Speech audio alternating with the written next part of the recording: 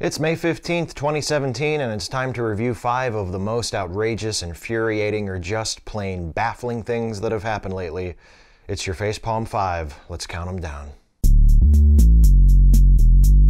Number 1, White House lies about reasons for firing FBI director. As you might have heard, last week Trump fired FBI Director James Comey. As you also might have heard, the official reasoning behind Comey's dismissal was his mishandling of the investigation into then Secretary of State Hillary Clinton's private email server.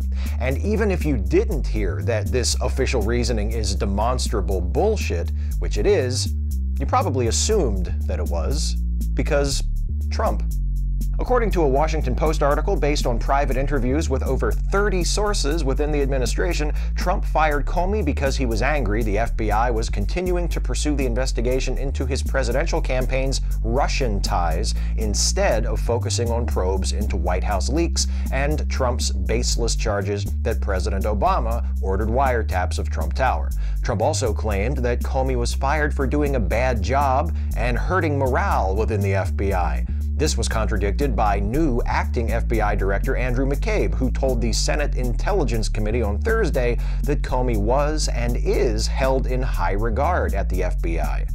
McCabe testified further, in another direct contradiction of a White House talking point, that the Russia investigation is being treated as, quote, highly significant within the Bureau. In other words, Trump and everyone who works for him is full of shit, and if one of them tells you that it's a beautiful sunny day outside, you don't leave the house without bringing along a heavy coat and an umbrella. Speaking of Trump's team of hired liars, Number 2, Spicer hides behind bushes to avoid reporters. Journalists were understandably curious as to why the President of the United States had just fired the person in charge of the organization that was currently investigating whether or not people who worked for him had colluded with a foreign government during the presidential election, and, not surprisingly, White House press secretary and person who wished on an enchanted monkey's paw to escape his fate of being an assistant restaurant manager at a truck stop, Sean Spicer, had no idea what to tell them. After locking himself in his office, Spicer emerged and gave a brief televised interview to Fox Business, then retreated to the shadows near some bushes, where he remained for several minutes, avoiding the crowd of reporters he'd have to pass by on the way back to his office.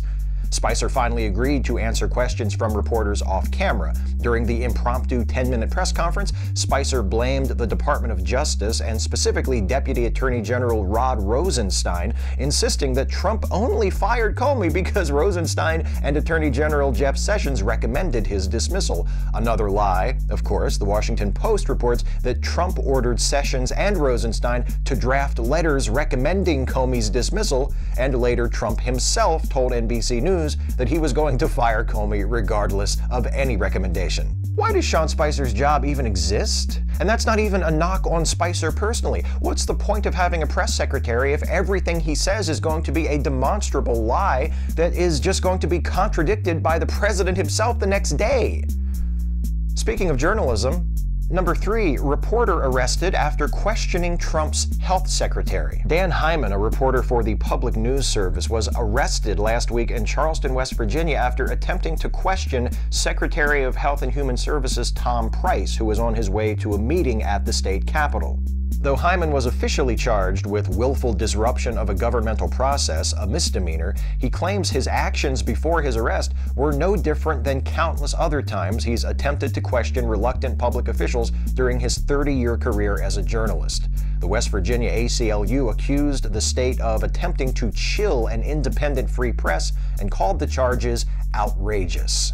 If you follow any of the more popular self-proclaimed skeptics or rationals here on YouTube, I'm sure you heard about this story already. I mean, they've probably made dozens of videos by now irate over the obvious infringement of this reporter's First Amendment. No, they haven't? They haven't, really. That genuinely surprises me. I was sure that they were stalwart defenders of free speech. I guess maybe if Hyman had been a white supremacist, they would be trampling each other in their rush to spread their outrage over his treatment to their highly suggestible audiences. Incidentally, the question that Hyman was trying to ask Price when he was arrested pertained to how domestic violence was going to be handled under the new Republican health care bill. See, that's it. That's why the rationals don't care.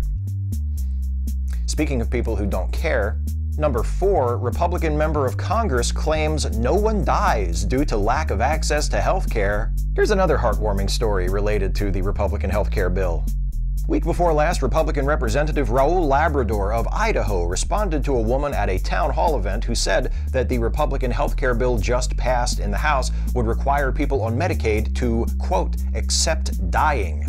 Labrador called the statement indefensible and declared that in the United States no one dies because they don't have access to care. Labrador later claimed that he was referring to the requirement that hospitals treat people in need of emergency care, regardless of their ability to pay. And that's nice. Of course, not everyone who dies due to not having access to care needs emergency care. Lots of them need, like, chemotherapy or heart surgery, stuff like that, the kind of treatments you just can't turn up for at the ER. Representative Labrador has also said that he doesn't believe healthcare is a human right. It's almost as if he's a horrible person who's completely indifferent to the suffering of the sick and the poor. Speaking of horrible people, it's now time for the segment devoted to some of the other things Donald Trump has done lately to disgrace the presidency and embarrass and/or endanger the United States and the world. It's number 5, the further misadventures of Lord Dampnut. Please keep in mind, as always, the following is not a complete list. He bragged to Time magazine that although healthcare was never a priority for him as a business person, quote, in a short period of time he understood everything there was to know about healthcare. In the same Time interview, Trump, who I emphasize is the President of the United States, said that CNN anchors Chris Cuomo and Don Lemon were a, quote, chained lunatic and, quote, the dumbest person in broadcasting, respectively, and that Stephen Colbert was a, quote, no-talent guy. He told The Economist that he invented the phrase prime the pump and then used the term, which has been used by economists since the days of the Great Depression, incorrectly.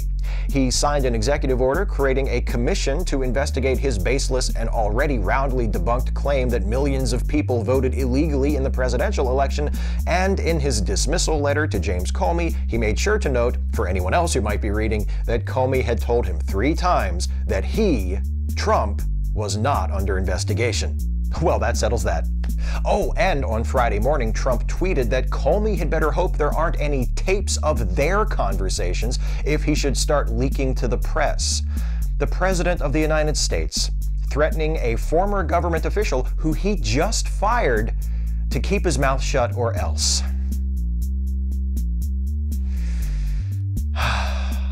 All hail Lord Dampnut.